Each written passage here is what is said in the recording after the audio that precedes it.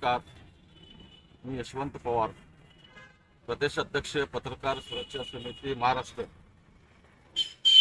महाराष्ट्र राज्यातील यादीवर नसलेल्या साप्ताहिक वृत्तपत्रांना 2018 पूर्वी 1 मे महाराष्ट्र दिन, 26 जानेवारी, 15 ऑगस्ट व दिवाळी या दरम्यान 5,000 रुपये प्रमाणे 20,000 रुपयाच्या जाहिराती मिळायच्या. त्या जाहिराती 2018 नंतर राज्य सरकारने बंद केलेल्या आहेत.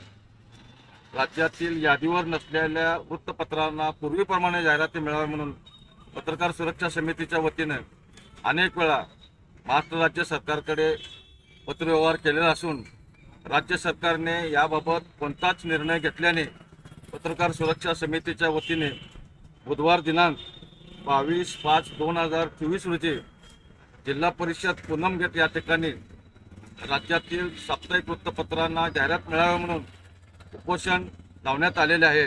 या उपोषणात सोलापूर शहर व जिल्ह्यातील सर्व साप्ताहिकाचे संपादक पत्रकार यांनी सहभागी व्हावे. आमच्या लोकजनसेवा चॅनलला लाईक करा, शेअर करा, सबस्क्राईब करा.